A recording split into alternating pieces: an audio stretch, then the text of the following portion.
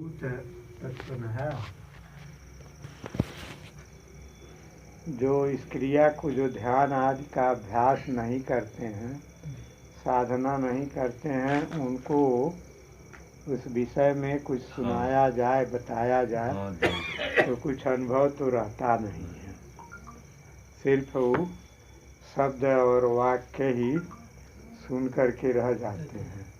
इसे मान लो किसी शहर का वर्णन किया जाए, जिसने देखा है उस शहर को, तो जैसे जैसे वर्णन किया जाएगा वैसे वैसे उस स्थान की धारणा उसके चित्त में आएगी। लेकिन जिसने देखा नहीं है कि अमेरिका में ऐसे है, या नगर इधर है, या नगर वैसा है, तो उसके अंदर सिर्फ सुनने को शब्द ही रहेंगे। उस शब्द का जो अर्थ है वह उसके धारण में नहीं आएगा। वैसे ही ध्यान आदि की जो साधना करें, जप आदि की जो साधना करें, यहाँ तक कि जो सत्संग आदि के द्वारा जीवन क्या है, जगत क्या है, जीवन का उद्देश्य क्या है, जीवन की प्रवृत्तियाँ क्या हैं, इन प्रवृत्तियों का जीवन पर किस तरह का असर होता है, ये सब बातें भी जो नहीं सुने रहते हैं, नहीं सुनते हैं, उनके शब्दों का अर्थ जो उस शास्त्र में है उस रूप में नहीं जानते हैं, तो वो सुन करके भी कुछ उनके बुद्धि में ठीक ठीक नहीं बैठता है, वह कुछ का कुछ अर्थ ले सकते हैं। तो वैसे ही ध्यान आदि की साधना आंतरिक साधना है। जैसे मान लो योग शास्त्र में जम, नियम, आसन, प्राणायाम, प्रत्याहार, धारणा, ध्यान, समाधि, ये 8 अंग कहे गए हैं। वेदांत शास्त्र में उसी को श्रवण, मनन, निधिध्यासन और उसके बाद साक्षात्कार, ये साधन कहे जाते हैं। तो ध्यान का क्या उद्देश्य है, ध्यान किस लिए किया जाए, ध्यान का स्वरूप क्या है। जैसे आजकल अगर ध्यान आज पर पुस्तकों में पढ़ें, देखें, कई पुस्तक भोले खरीद के ले आवना जहाँ तहाँ पावना ध्यान के, तो लिखा रहता है कि जैसे एक वैज्ञानिक चाहे और किसी विषय में जो तन्मय है, उसी तरह से मन को केंद्रित करना। लेकिन यहाँ आध्यात्मिक ध्यान उस रूप का ध्यान नहीं है। अर्थ तो वही है, जैसे मान ला कोई वैज्ञानिक का, चाहे कोई खगोल शास्त्री, चाहे कोई चिकित्सा शास्त्री, चाहे कोई गणितज्ञ, अपने गणित में वह तन्मय है, अपने सारी चेतना को उसी में केंद्रित कर लिया है। लेकिन यह विषय बहिर्मुखी विषय है, यह मस्तिष्क का विषय है। यहाँ जो है हमारी ज्ञान की बाह्य वृत्तियाँ का अर्थ होता है व्यापार, गति, क्रिया। व्यापार माने है रोजगार वाला व्यापार नहीं, व्यापार माने हलचल, चलना फिरना, उसको कहा जाता है व्यापार। तो जो चित्त वृत्तियाँ जिनसे हमको ज्ञान होता है, उन्हीं को हम लोग कहते हैं वृत्तियाँ। तो वहाँ बाह्य वस्तुओं के विषय में जो हमारी एकाग्रता होती है वह भी ठीक है। जो लोग एकाग्र रहते हैं वे लोग अपने बाह्य विषय में अन्य विषयों का पूर्णतया त्याग करके उसी विषय में केंद्रित हो जाते हैं। मान लिया जाए अगर उस तरह से वह केंद्रित होते हैं तो अन्य विषय की ओर से उनकी अपनी चेतना को हटा लेने की क्षमता रहती है, तभी न एक पर ही केंद्रित हो जाते हैं। यह भी मन की कुशलता है, लेकिन यह जो ध्यान है वह हमारी बहिर्मुखी वृत्ति की एकाग्रता है। बहिर्मुखी वृत्ति किसी बाह्य विषय पर केंद्रित होती है। अब वह अपने बाह्य विषय की सूक्ष्मता से जानकारी कर लेगा, लेकिन यहाँ जो है आध्यात्मिक ध्यान में वहाँ मस्तिष्क के द्वारा ही ध्यान किया जाता है, मस्तिष्क को किसी विषय पर केंद्रित किया जाता है, और यहाँ ध्यान का विषय मस्तिष्क ही होता है। यहाँ जो है वहाँ शरीर ज्ञाता होता है, शरीरगत जो मस्तिष्क है वह ज्ञान का ज्ञाता होता है। और यहाँ जो है हमें जो आध्यात्मिक ध्यान करना होता है तो वह जो शरीर को जीवन देने वाला, शरीर का प्रकाशक, शरीर को शक्ति धारण पोषण करने वाली सत्ता है, जो शरीर से परे है, शरीर से पृथक है, उसकी पृथकता का साक्षात्कार करना है ना। तो यहाँ जो है हमें अपनी वृत्तियों को बाहर से हटा करके अंतर्मुखी करना होता है। हमारी जो इंद्रियां हैं, इन इंद्रियों की अपनी अपनी वृत्तियां हैं। जैसे कहा जाता है नेत्र की वृत्ति, कान की वृत्ति, कान के व्यापार से शब्द का ज्ञान होता है, नेत्र के व्यापार से रूप रंग का ज्ञान होता है। लेकिन अब रूप रंग के ध्यान के बजाय यहाँ ध्यान करना होता है, नेत्र आदि को ध्यान के लिए कहा जाता है, उनको बाह्य विषयों से हटा करके, माने जो बाह्य विषयों का उनमें प्रवृत्ति है उससे हटा करके। तो बाह्य विषय से यदि आँख को बंद कर लिया गया तो बाह्य विषय नहीं दिखाई देंगे। चाहे खाली गुफा में जा कर के बैठ गए तो उसमें जो है कोई बाह्य विषय उस गुफा के दीवार छत के अतिरिक्त और कुछ नहीं है। तो वहाँ जो है बाह्य विषय नहीं है, लेकिन अपने अंदर सिर्फ बाह्य विषयों के संपर्क से ही हमको ज्ञान नहीं होता है, उसी से वृत्ति प्रवाह नहीं चलता है। पूर्व जन्म के संस्कारों से हमारे अंतःकरण में अपने आप भी वृत्तियाँ चलती रहती हैं। यही जीवन का लक्षण है। जब तक चेतना का प्रवाह चलता रहता है वही जो है जीवन कहा जाता है। चेतना का प्रवाह रुक गया, बंद हो गया सर्वथा के लिए, तो क्या होता है? मृत्यु हो जाती है।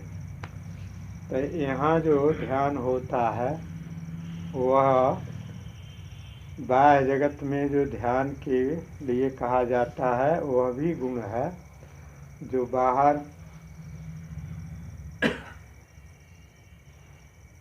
बाहरी विषय पर एकत्रित हो सकते हैं, वह जो है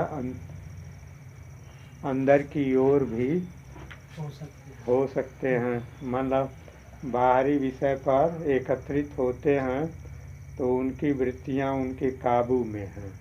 जैसे स्वामी जी देखा जाता है जो बाहरी जगत में जैसे कुछ ज़्यादा कुशाग्र होते हैं, आध्यात्मिक भाव से एकदम शून्य होते हैं, इधर इसलिए कि उन्होंने कभी जो है उनके अंदर अंतर्वृत्ति अंतर्दृष्टि आई ही नहीं। रजोगुण की अधिकता रहती है तो बुद्धिमान हो सकते हैं, माने उनका मस्तिष्क प्रखर हो सकता है, उसमें धारणा शक्ति बहुत गहरी हो सकती है, उसमें तत्काल ज्ञान को व्यक्त करने की स्मृति के सहारे बहुत अधिक सक्रियता हो सकती है। लेकिन आध्यात्मिक वे इसलिए भी नहीं हो सकते हैं कि वह अत्यंत बहिर्मुख होते हैं। वह मस्तिष्क को ही चेतना का आधार मान लेते हैं, वही उनका चेतन व्यक्तित्व हो जाता है। तो इसलिए वे बहिर्मुख होने के कारण, अगर अत्यंत बहिर्मुख हैं तो उनको जो है अध्यात्म की ओर कोई रुचि होगी ही नहीं।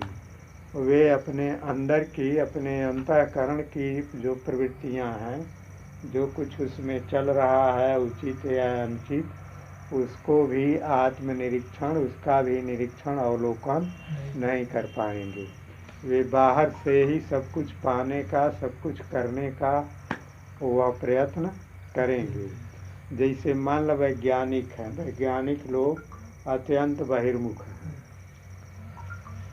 वैज्ञानिक जी। लोग जो हैं एकदम अत्यंत बहिर्मुख हैं। उनको वैज्ञानिक तो कहा जाता है, लेकिन वह बाह्य विषयों के संबंध में ही उन विषयों से सूक्ष्म, गहरी और विस्तृत जानकारी रखते हैं। लेकिन जिस ज्ञाता के द्वारा वह जानकारी प्राप्त करते हैं, उस ज्ञाता के बारे में बिल्कुल वह अनभिज्ञ होते हैं।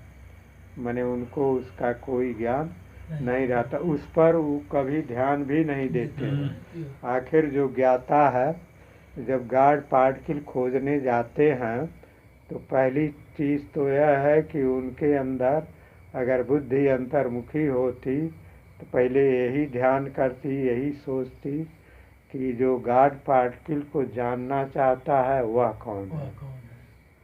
वो तो एक सहजतया उनको यह हो गया कि मैं हूँ, मुझ में बाहरी विषय जानने की शक्ति है, जो कुछ हम जान सुन रहे हैं इसमें और उसको गहराई से और अधिक उसमें जानकारी प्राप्त करें, यही हमारे जीवन का लक्ष्य है। उनको अगर यह कहा जाए कि यह लक्ष्य नहीं है तो उनके समझ में नहीं आएगा।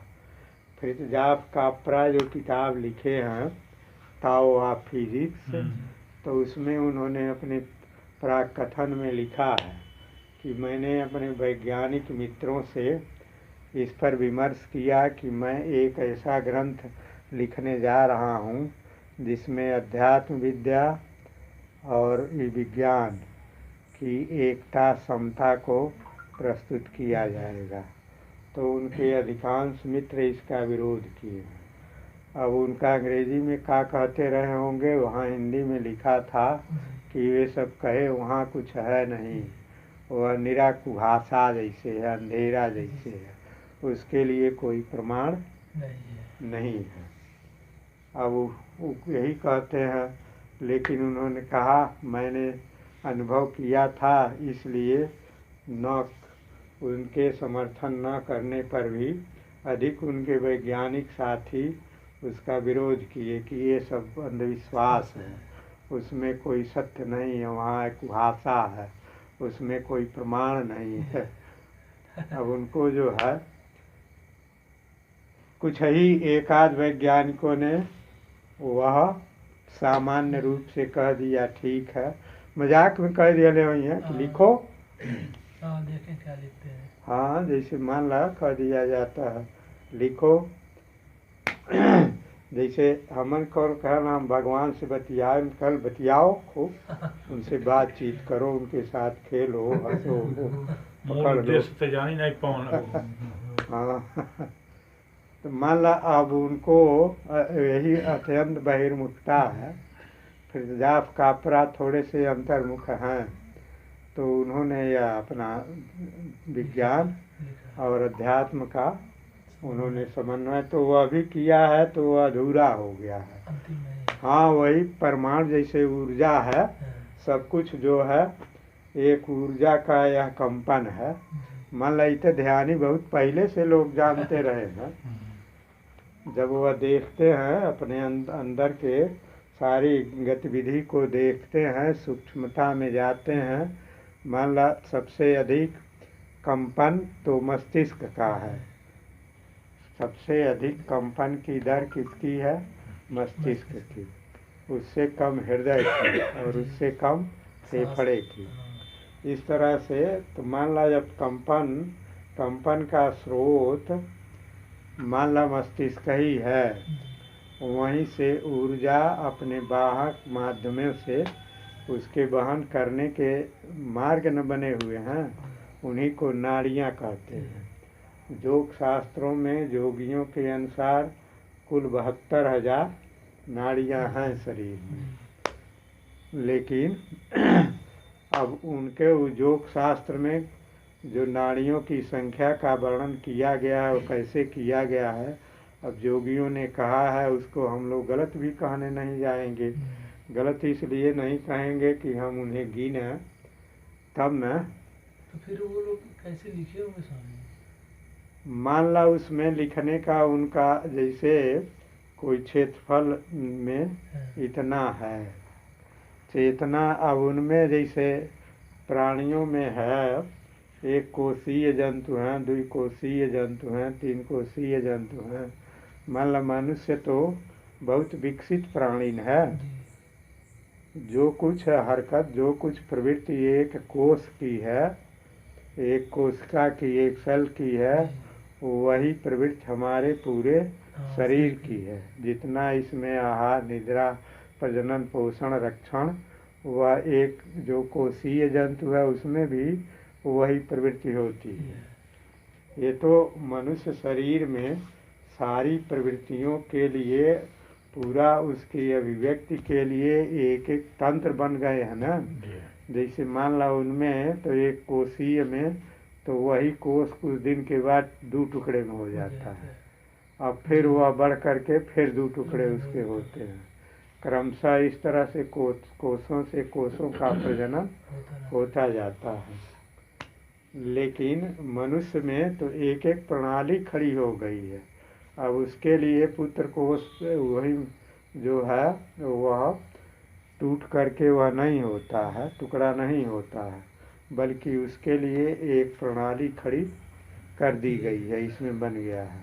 पोषण के लिए उसमें वह बाहर से ही वह स्वल्प से अपना पोषण कर लेता है, लेकिन इसमें पोषण के लिए, अन्न जल के पोषण के लिए आहार तंत्र बन गया है। वायु के पोषण के लिए श्वास तंत्र बन गया है। पूरे शरीर में रोम छिद्रों का प्रवेश हो गया है। तो इस तरह से यह शरीर में जो बना है, यह विकसित शरीर न है। तो इसमें जो चेतना फैल रही है, ज्ञान शक्ति फैल रही है, कैसे फैल रही है?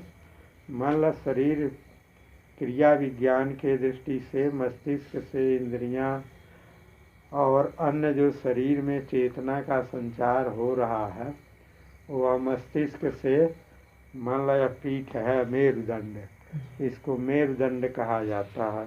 इसमें मस्तिष्क के भाग का ही विस्तार हुआ है। माने इसमें भी जो है वही पदार्थ है, वही क्रिया होती है।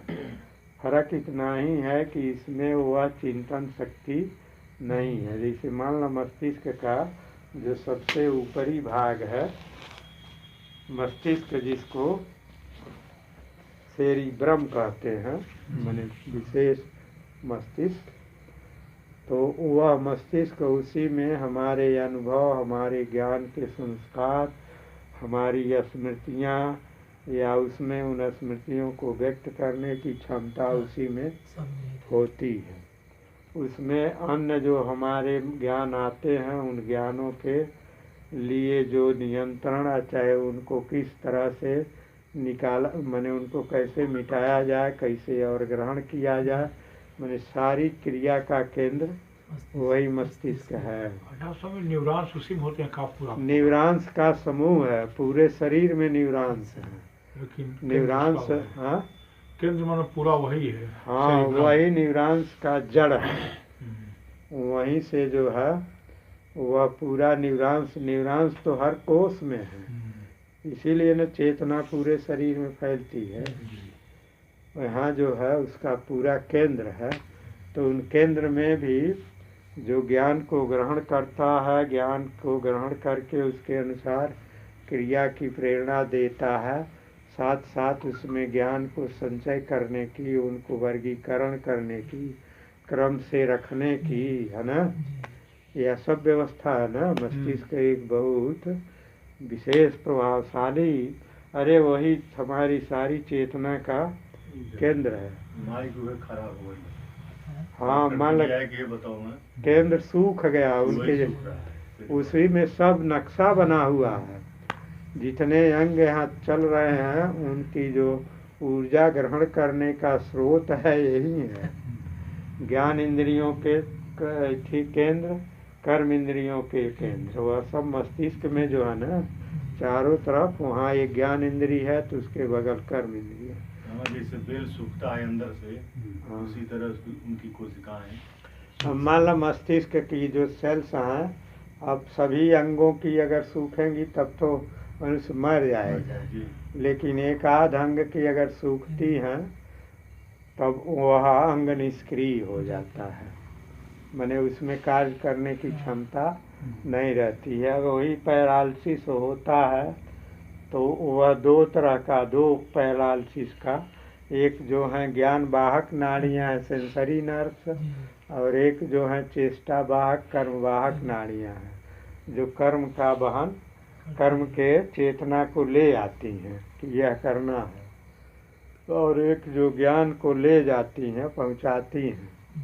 बाहर से ज्ञान केंद्र में ले जाती हैं, और दूसरी जो हैं केंद्र से बाहर की ओर ले जाती हैं।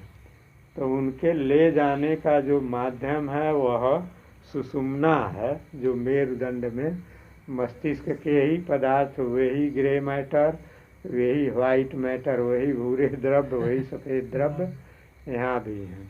तो सफ़ेद द्रव्य क्या है, उनको नाड़ी सूत्र कहा जाता है, और जो भूरे द्रव्य हैं उनको नाड़ी कोष कहा जाता है। तो नाड़ी कोष जो हैं वह कोष हैं, और नाड़ी सूत्र जो हैं उनके ज्ञान शक्ति या क्रिया शक्ति के निकलने के स्रोत हैं, वे सूत्र हैं। उन्हीं से पूरे शरीर में आगे सूत्र का विस्तार होता है। तो वह विस्तार होता है तो मान लो मेरुदंड से होते हुए तब अलग अलग अंगों को गया है। जैसे मान ला किसी के अगर पैर के अंगों का संचालन करने वाली जो नाड़ी है, जो चेतना और क्रिया को वहन करने वाली नाड़ी है, उसमें अगर दोष आ गया तो वह पैर में वह सही ठीक से ऊर्जा का संचार, जीवनी शक्ति का संचार नहीं होगा। मान लो उसमें क्रिया वाली जो नाड़ी है, क्रिया का आदेश ले जाने वाली, वो निष्क्रिय हुई तो कार्य नहीं हो पाएगा। अब मान लो अगर चेतना का ले जाने वाली अगर वह विकृत हुई तो चेतना का संचार नहीं होगा।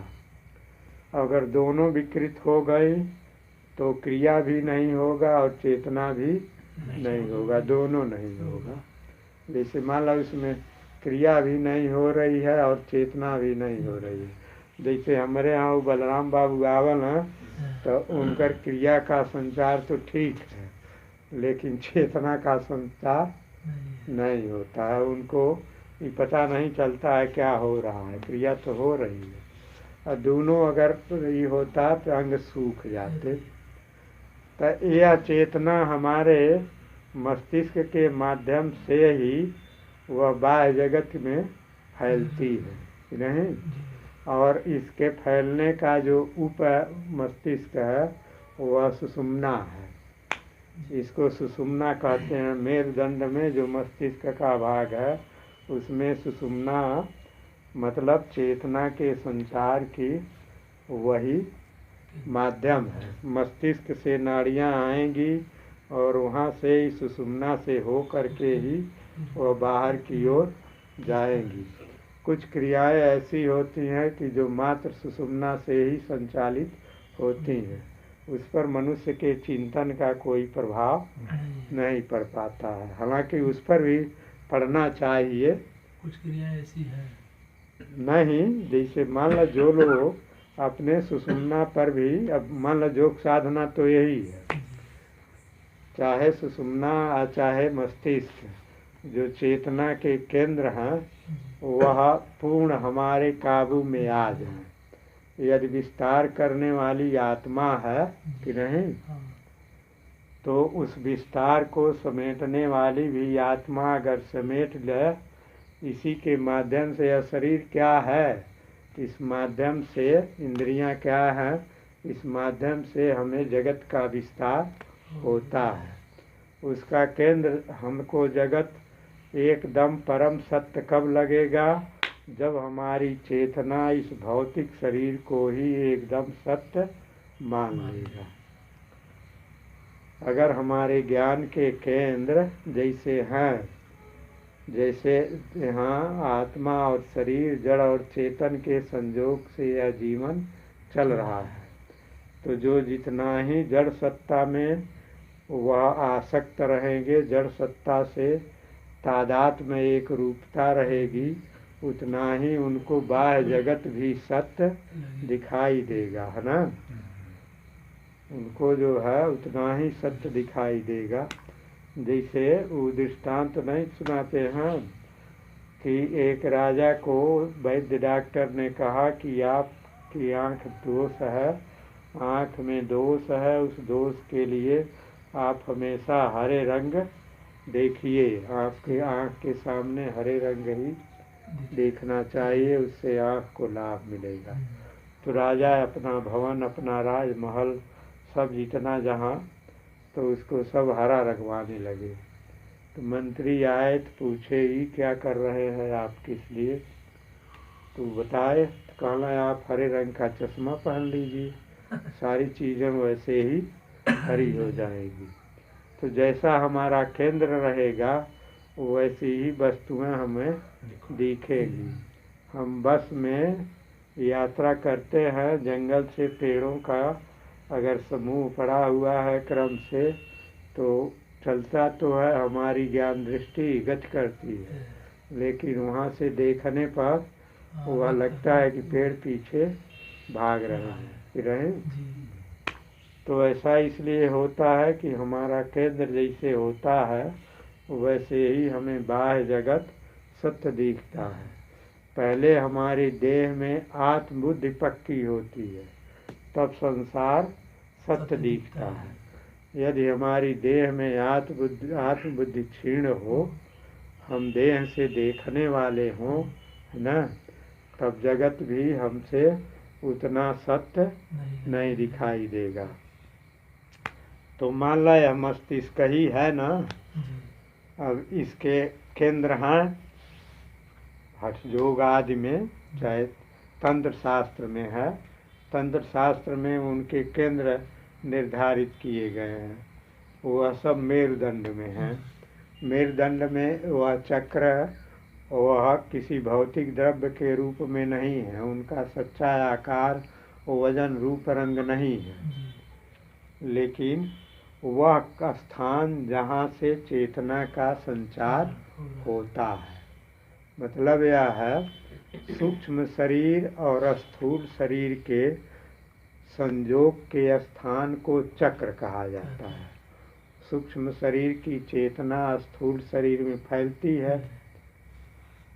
जैसे मान ला एक किर्लियन यंत्र निकला है रूस में, अरे कई देशों में उसका, जापान में भी है। हमारे जापान तो मैंने मुख्य थी है, टेक्नोलॉजिकल देश है, जन्मदाता है। कई देशन में लिखल हुआ पढ़ले बाटी हूँ। तो किर्लियन यंत्र मनुष्य के चारों तरफ एक रंग दिखाता है। उस यंत्र से देखा जाए तो मनुष्य ही नहीं, सभी प्राणियों के वह चारों तरफ एक रंग दिखाता है, रंगीन एक घेरा दिखाता है। उस यंत्र से घेरा रंग का दिखाई देता है, और उस रंग के लक्षण के आधार पर उनके अंदर की शारीरिक विकृति का अध्ययन किया जा रहा है। तो मान ला वह व्यक्ति चाहे वह जंतु वह प्राणी जब मर जाता है तब उससे कोई प्रकाश कोई रंग नहीं दिखाई देता है। इसका मतलब वह किसका रंग था? सूक्ष्म शरीर का, कि नहीं? तो यह सूक्ष्म शरीर अपने अपने केंद्र पर जहाँ से उसका विशेष विशेष चेतना शरीर में फैलाने के जगह है, उन्हीं को केंद्र कहा जाता है, चक्र कहा जाता है। जैसे पावर हाउस से विद्युत के संचार के लिए वह तमाम साधन विद्युत वहन करने वाले तार आदि का विस्तार किया गया है, जगह जगह ट्रांसफार्मर लगाया गया है, जगह जगह जो है उसके स्विच चाहे अगर वह मंद होता है तो उसे बढ़ाने के लिए एम्पलीफायर, मैंने तमाम साधन बनाए गए ना। तो वैसे ही इसमें ज्ञान के चेतना के संचार के उपाय बनाए गए हैं। तो आधुनिक विज्ञान भी इसका अध्ययन किया है। मान लो जो नर्व सिस्टम का वर्णन है वह इसी तरह का है। उनके अनुसार कितने जोड़े नाड़ियां हैं मस्तिष्क में? 12 जोड़े नाड़ियां हैं। मेरुदंड में कुल 32 जोड़े नाड़ियां इस शरीर में। कौन किस अंग से किस, हाँ वो सब वर्णन किया गया है। जैसे मान लो मेरुदंड है 26 कशेरुकाओं का यह एक नलिका है। ऐसे निकलने के लिए नहीं निकल रहा वर्टिब्रा एक कशेरुकवा है, तो उसमें से आता है, उसमें से उस अंग में जाता है। इस तरह से है। अब वैद्य जी का खड़ा होकर नहीं ऐसा ही ले लगा, तो नीचे से कहना चौथी पांचवी कशेरुका जौन भाटी वो घिस गई लहली। तो नाड़ियों के बीच में, दो कशेरुकाओं के बीच में कार्टिलेज का मने मुलायम अस्थि का इथी होला, गद्दी होला, उसमें से निकलती हैं। तब घिस गई तो उस पर जो शक्ति के संचार के लिए नियंत्रक दबाव था वह खत्म हो गया। अब अनियंत्रित हो करके ही वह जीवन ऊर्जा बहने लगी। अब अनियंत्रित हो गई, खिलने लगी, हाँ डगमगाने लगता है। तो अब ध्यान यही है कि इसको समेट करके इसके केंद्र में लाया जाए, है ना। सीधी जो ज्ञान का प्रवाह है, ऊर्जा का, जीवन ऊर्जा का प्रवाह है, वह सीधे मस्तिष्क से मूलाधार, माने मूलाधार जो है वह सबसे नीचे वाला चक्र है। माने उसे कहा जाता है गुदा से 2 अंगुल ऊपर पृष्ठवंश में उसका केंद्र है। क्रमशः वह ऊपर से नीचे सदा जो है ऊर्जा का संचार होता है। अब जिनकी चेतना जहाँ केंद्रित होती है मूलाधार में, वह काम का केंद्र होता है। उसके ऊपर स्वाधिष्ठान है, वह भी काम का ही केंद्र होता है। नाभि चक्र ऊपर जो मणिपुर ऐसे ऐसे, हाँ, तो इन सब को जो है समेट करके जो ऊर्जा का प्रवाह बाहर की ओर हो रहा है, इस चेतना को खींच करके फिर इसको केंद्र में ले जाना, जहाँ से चेतना आ रही है। अब यहाँ जब चेतना को केंद्रित कर लिया जाएगा, पूरा जो तंत्र जिसके द्वारा फैल रही है चेतना, उस सबको केंद्रित कर लिया जाएगा, तब इससे जो है चेतना का संचार रुक जाएगा। वैसे एकदम तो नहीं रुकेगा, काहे से एक एक योगी हम देखले नहीं बाटी, लेकिन स्वामी जी बताते थे कि यहाँ ऋषिकेश में 2 योगी कमलनाथ और सिद्धनाथ नाम से लगता है, ये लोग नाथपंथी रहे, सिद्धनाथ और कमलनाथ। 1-1 महीने की लोग समाधि लिए थे। माने वहाँ 1-1 महीने उनको वैसे ही स्थान बनाया गया था।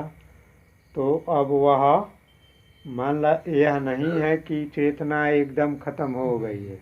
चेतना अगर शरीर से खत्म हो जाती तो आदमी मर जाता न, शरीर सड़गल करके नष्ट हो जाता, और नहीं सूख जाता। मान ला अगर सब दोष आदि कुछ हल्का प्राण रहते रहते धीरे धीरे सूखते सूखते सूख जाएगा। जैसे अगर उस तरह का हो कोई, जैसे योग के लिए उसकी विधियां हैं, पूरा शरीर को नेति बस्ती मन सब उसमें से साफ कर लिया जाता है, और कुछ दिन तक मात्र दूध पर, फिर 1 सप्ताह दूध और पानी मिश्रित पर रह करके तब जो है अंतिम में वह लोग अपना आसन बनाते हैं। तब मान लो उसके लिए जुआ शरीर चाहिए, निरोग चाहिए, सबल चाहिए। कहो बूढ़ा, आज बूढ़े का शरीर उस योग्य नहीं रहेगा। तो मान लो योग की एक कठिन क्रिया है। अच्छा स्वामी जी, जैसे हम ध्यान में शरीर से अलगाव की स्थिति महसूस करते हैं जब, तब भी तो जब पूर्ण शांति रहती है तो कुछ समय के बाद जो है कि लगता है कोई शक्ति जो हमको नियंत्रित कर फिर नीचे ले आ जाती है। मान लो तो ध्यान के द्वारा बैठेंगे तो सभी अपने प्राण के जो प्रवाह हैं जिन नाड़ियों के द्वारा उनका हलचल तो शुरू हो जाता है। सामान्य आदमी को उन सब आंतरिक गतियों का ज्ञान होगा ही नहीं, लेकिन जो लोग अभ्यास करते हैं, अभ्यासी हैं, तो उनको अपने हृदय मस्तिष्क या प्रत्येक अंगों के जो प्राण का संचार हो रहा है उसका अनुभव स्पंदन के रूप में, वाइब्रेशन के रूप में अनुभव होता है। यह शरीर नहीं तब दिखता है, तब वाइब्रेशन का एक समूह दिखाई देता है। लेकिन जहाँ कंपन होता है तो वह सब उन कंपनों का जो केंद्र है, जो स्रोत है, वह क्या है? हृदय है कि नहीं? हृदय भी मस्तिष्क से वह अपना कंपन पा रहा है। तो जैसे अब उसे जो है उसे केंद्रित करना है, तो उसकी शुरुआत जहाँ से हो रही है बाहर की ओर आने का, मान लो उसकी शुरुआत यहाँ से होती है, यहीं से हमारी बाहरी वृत्तियाँ संसार की ओर फैलती हैं। तो इसीलिए योग शास्त्र में इसी स्थान को, भ्रू मध्य को, इसको कहते हैं त्रिकुटी, इसी स्थान पर ध्यान केंद्रित करने के लिए वह उपदेश किया गया है, बताया गया है। जो लोग ध्यान करेंगे, यहाँ रोकेंगे तो लगेगा मल आरंभ में तो सभी अंगों के जो कंपन है, प्राण का कंपन है, वह इतना अधिक रहता है कि उनको कुछ पता नहीं चलेगा। लेकिन धीरे धीरे इनको शांत करते करते और उन्हें जो है जब इस केंद्र पर आवे कि हृदय से यह सब स्पंदन, यह कंपन चल रहा है, तब उन्हें ठीक लगेगा कि यहाँ से ही ऊर्जा का, यहीं से ही वृत्तियों का प्रवाह चल रहा है। तो यहाँ जब केंद्रित होने लगता है, मान लो जैसे जैसे प्राण चेतना जहाँ केंद्रित होती है, प्राण की गति भी वहीं केंद्रित होती है, वहीं जाती है। जैसे मान लो ध्यान के लिए अब आसन, सुकुल जी से पूछनी कि इतना देर तक बैठते नहीं, कहना हम कहनी इतना अगर मोटा शरीर नहीं रह तो इथी जो हमन खानी इथी रह इत्था शरीर खरा, तो जितनी इथी प्रखर बुद्धि है, इसी प्रखर बुद्धि में योग की सिद्धि हो जाती इस शरीर से ही। हम सिद्ध तो नहीं है, लेकिन सिद्धि का रास्ता तो दिखा देते कि इस रास्ते से आप जाओ। तो जो जाएंगे वो अपने आप देखते जाएंगे, जो नहीं जाएंगे उनको कुछ नहीं पता चलेगा। मान लो हम शरीर क्रिया इसे समझाने लगे, जो शरीर नहीं जानता उनको कुछ पता ही नहीं चलेगा। स्वामी जी से कोई किताब पढ़ते हैं ध्यान के बारे में या जो भी आप समझाते हैं, लेकिन ध्यान का अपना अनुभव अलग होता है ना, जिस विशालता का अनुभव मन करता है, चेतना कर रही है। मान ला वो लोग जो ध्यान आजकल बहुत प्रचार में आया है, वो जितनी किताब हम देखते हैं वो आध्यात्मिक ध्यान की प्रणाली नहीं है। वह है, वह जैसे इसलिए है कि हमारा मन काबू में रहे, इतना अनियंत्रित न रहे कि जहाँ चाहे वहाँ हमको लेके भागे। यहाँ तक तो ठीक है, वहीं तक ठीक है। लेकिन जहाँ तक आध्यात्मिक ध्यान की है बात है, जहाँ तक आध्यात्मिक ध्यान का स्वरूप है, वह यह नहीं है। यह वहाँ यह लक्ष्य है कि हम जो इस ध्यान की वृत्तियाँ हैं जिनको हम केंद्रित करते हैं, वे वृत्तियाँ कहाँ से आ रही हैं, उनके मूल स्रोत में हम उनको विलीन करें। जैसे मान लो योग का सूत्र है, योग शुरू होता है अथ योगानुशासनम। अब योग की शिक्षा दी जा रही है, तो योग क्या है? तो योगस चित्त वृत्ति निरोधा, चित्त वृत्तियों का निरोध ये योग है। जैसे जैसे हम अपनी चित्त वृत्तियाँ निरुद्ध करेंगे, वैसे वैसे जो है हम योग के क्षेत्र में बढ़ते जाएंगे। जितने भी साधन हैं, जितने भी मत पंथ हैं, सबका एक ही उद्देश्य है, हमारी चित्तवृत्तियाँ वह वह जो हैं वह केंद्रित होवें, माने वे शांत होवें, उन वृत्तियों का निरोध हो, वह बाहर की ओर बिखर न। बाहर जाती हैं तो उसी में वे सट जाती हैं, भोगों से वह सट जाती हैं, भोगों में ही उनसे अपनापन का भाव हो जाता है। तो योगस्थ चित्तवृत्ति जो यह ध्यान है वह यह है जिसमें हमारी चेतना की वृत्तियाँ वह शांत हो जाए, जिससे हमें बाह्य ज्ञान न हो। लेकिन चेतना की वृत्तियाँ एकदम शांत नहीं होंगी।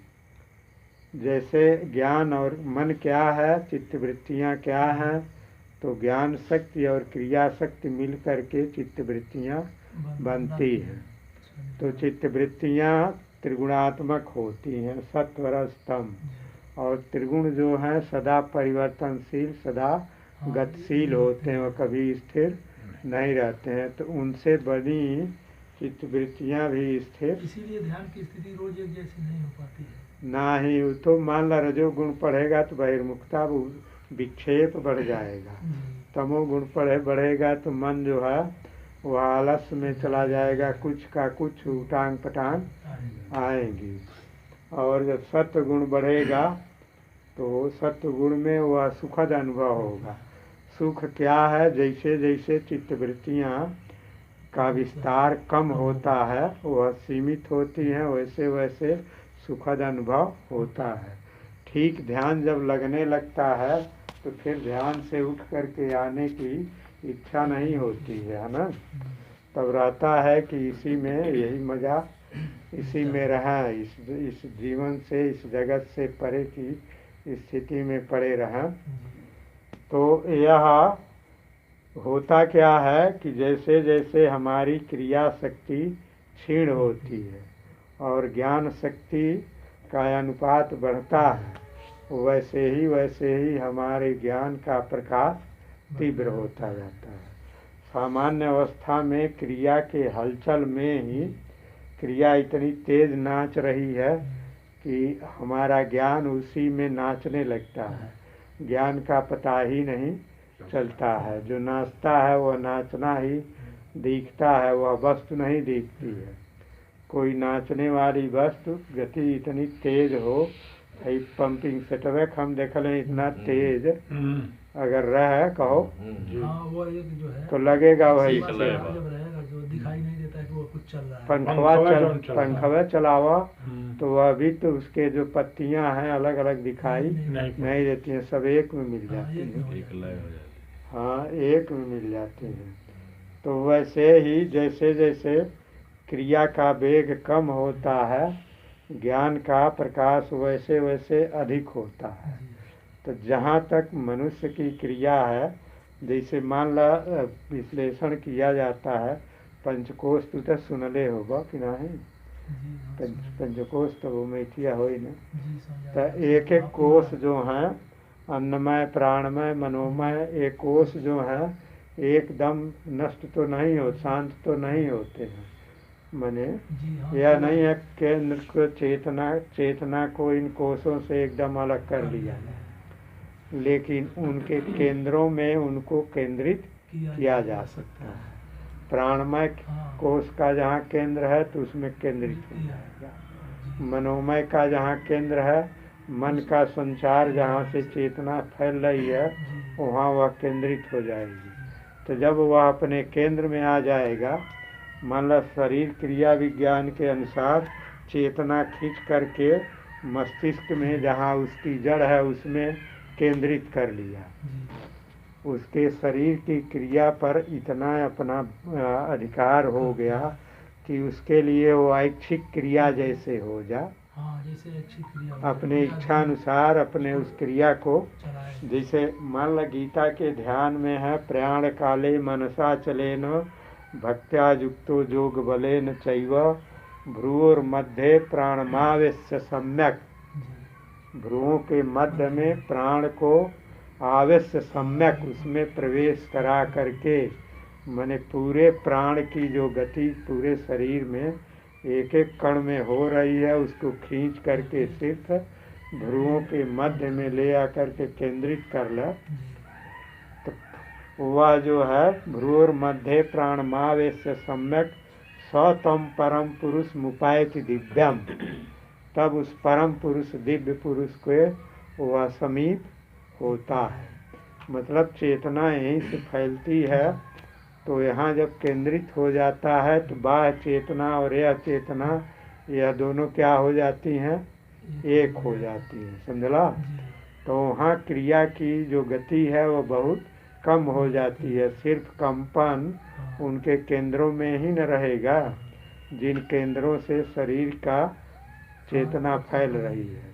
तो जब उसमें वह केंद्र उसमें चेतना केंद्रित हो जाएगी तो शरीर का ज्ञान हो सकता है, लेकिन चेतना शरीर से बिल्कुल पृथक हो जाएगी।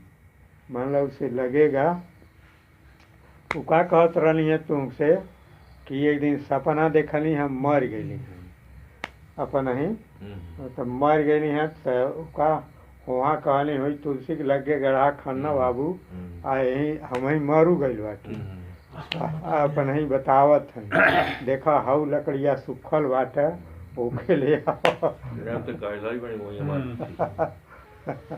कहानी सुखल हुआ लकड़िया नीचे धरा और वही पर धर उठो धर के ठीक जला दो। अब अपन ही मरता ही अपन ही।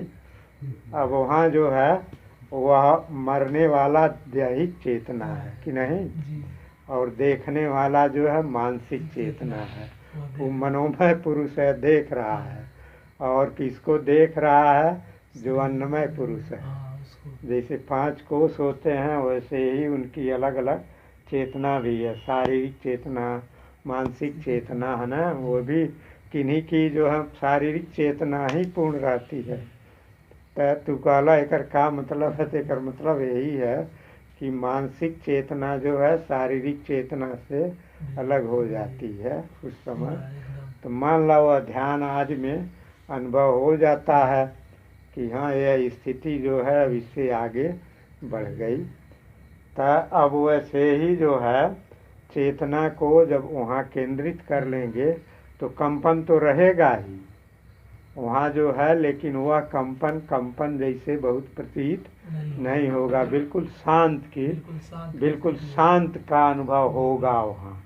वह शांत जिसमें जो है सिर्फ है उसी को अस्मिता मन सिर्फ एक सुखद शांति का अनुभूति होगी, तो उसमें शरीर से पार्थक्य का अनुभव हो जाता है।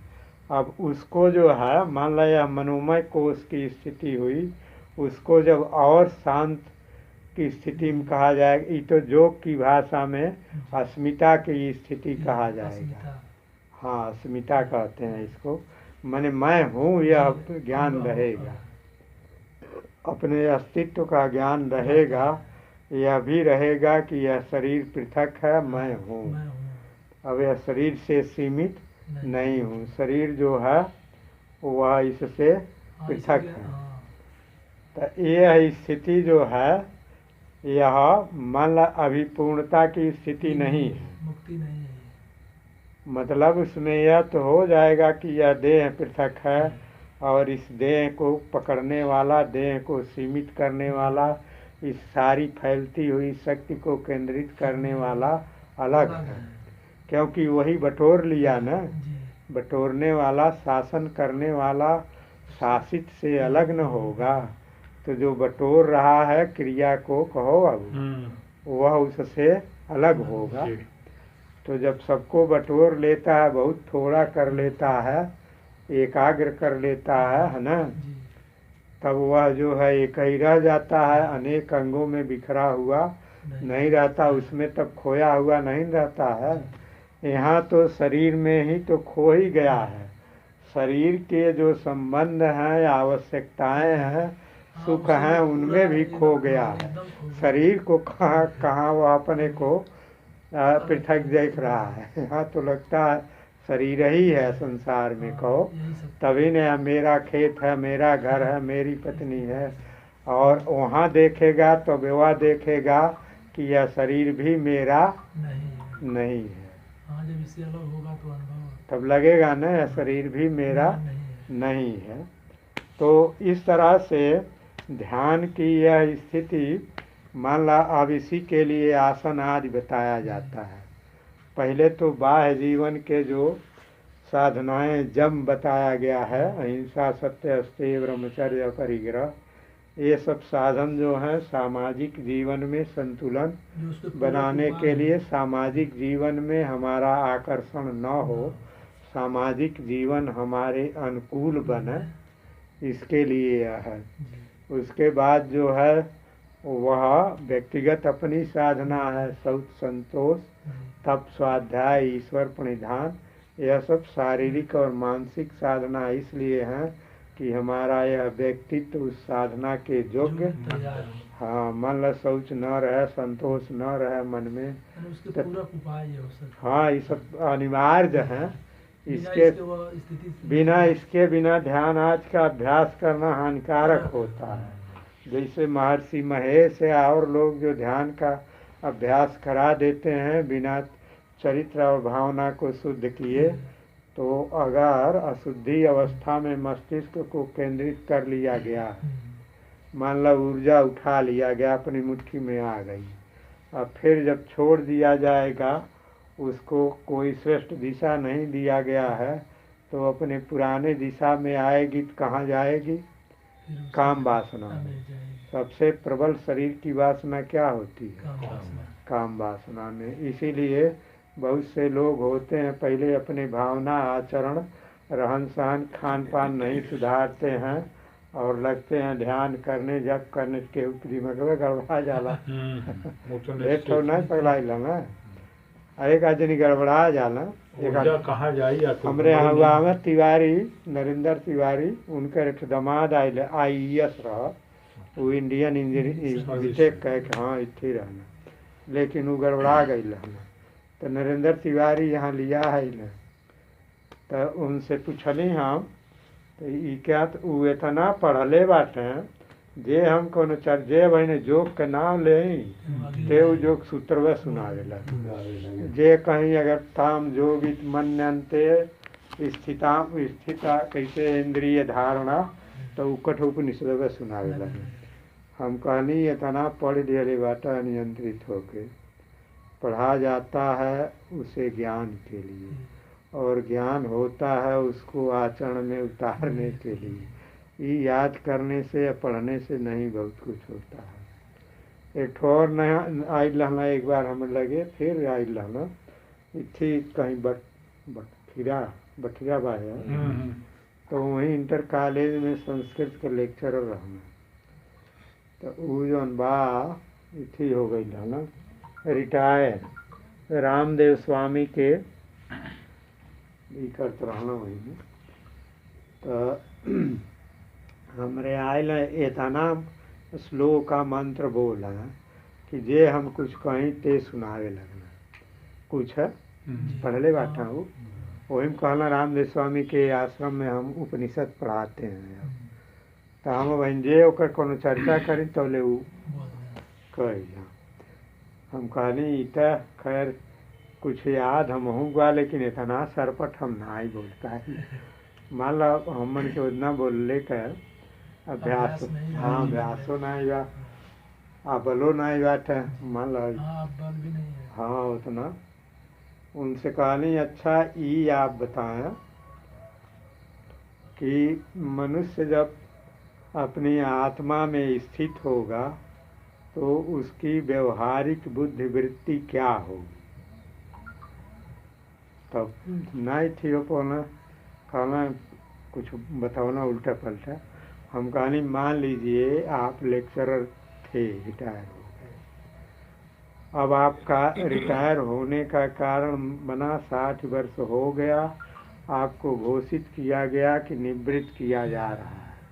अब आपके अंदर एक वृत्ति बनी कि ये मुझे काम करना नहीं है रिटायर होने पर, एक बुद्ध वृत्ति बता रही है ना, हम रिटायर हैं, जी वह वृत्ति अब आपको स्कूल जाने के लिए प्रेरित नहीं करेगी। वैसे ही जब आपकी नियुक्ति हुई होगी, उसके पहले आप कुछ रहे होंगे, फिर नियुक्ति हुई होगी, कुछ लोग इकट्ठा हुए होंगे, प्रणाली से नियुक्ति हुई होगी, आपको प्रमाण पत्र दिया गया होगा कि आप नियुक्त हैं।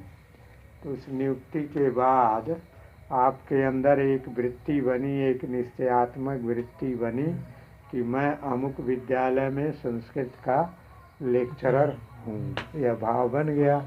वैसे ही जब आप अपनी आत्मा में स्थित होंगे तो क्या भाव बनेगा? तब हर को हर के हर हम कहानी पढ़ले भर से ना आई कोई फरियाला आई, पढ़ले भर के विषय ना आई है। कुछ भी पढ़ ले उसका कोई कुछ भी पढ़ ले उसका कोई मतलब नहीं, वो बौद्धिक विषय होगा, उसकी जानकारी होगी। मान ला पढ़ाना हो तो पढ़ा लेंगे इसके उसको, लिए सहयोगी भी हो सकता है। अपनी अंतर्मुखता के लिए सहयोगी भी हो सकता है। सहयोगी भी हो सकता है। उसी में अगर बहक गए तिवारी जमात एक तरह से तो वह हानिकारक भी हो सकता है, दिमाग बहिर्मुखी हो जाएगा, है ना। ग्रहण किया जाए, ये दिमाग को शांत करने के लिए है, दिमाग को उस स्तर पर ले जाने के लिए है जहाँ ये सब सत्य को अनुभव करने की दृष्टि प्राप्त हो। तो ध्यान की विधि जो है यही है। शरीर आदि से जो आसन बताया जाता है, जिसमें हम लोग बहुत जोर देते हैं कि मेरुदंड बिल्कुल फ्री हो, उस पर कोई तनाव दबाव न हो, इसलिए कि चेतना का संचार उसी से न होता है। फिर कह दिया जाता है कि देखो नासाग्र दृष्टि रहे, यहाँ देखेंगे मतलब यह, तब वह त्रिकुटी की ओर देखने की प्रवृत्ति बनेगी। फिर वहाँ कहा जाता है पहले वह भावना, कोई मंत्र जो आपको किसी श्रेष्ठ या दिव्य परमात्मा आत्मा का संकेत कराता हो, वह विचार, वह भाव, वह रूप आप ले आए कि नहीं। तो ऐसे करते करते चेतना धीरे धीरे, ध्यान का अनुशासन लंबा समय लेता है। मान ला वह अकस्मात नहीं हो पाता है, पूरा अपने ज्ञान तंत्र को ही नए सिरे से उसे पकड़ करके ढालना होता है ना। यहाँ देह भाव स्वाभाविक है, वहाँ आत्म भाव स्वाभाविक बनाना होता है। पूरा तंत्र जब एक बार गल जाएगा, फिर तब उसको उस भाव में ढाला जाएगा, तब न बनेगा। जैसे स्वामी जी का एक प्रवचन नियम सुने थे, जिसका फोटो आप रखे स्वामी जी, तो उसमें यही कह रहे हैं कि जैसे ध्यान में हम जो सुख का अनुभव करते हैं 2 घंटा 4 घंटा रोकने की जितनी क्षमता है, आखिर वह कब तक, फिर जब बाहर आएंगे तो फिर वही स्थिति आएगी। हाँ, तो मान लो वह अनुभव वहाँ उस अवस्था में जो अनुभव किया जाता है, तो उसी को वेदांत कहता है कि निधिध्यासन करो, इसको छोड़ो, और जो देख रहा है, जो सुखी हो रहा है, उसमें स्थित हो। तो उसको बिल्कुल सहज 24 घंटा जो है नहीं, वो योग का जो शास्त्र सूत्र है कि ध्यान का सुख है, तो वह सुख लेने के लिए उसको रसास्वाद कहा जाता है ना। तो अगर उसी सुख में रहेंगे तो कब तक रसास्वाद लेंगे? जब उस स्थिति में रहेंगे सुख मिलेगा, फिर दूसरी स्थिति आएगी ना। तो रसास्वाद के लिए कहा जा रहा है। नहीं, ध्यान से जब शरीर से पृथकता का अनुभव होगा, तब सारी क्रिया शरीर की हो जाएगी। ध्याता सिर्फ साक्षी जैसे न होगा।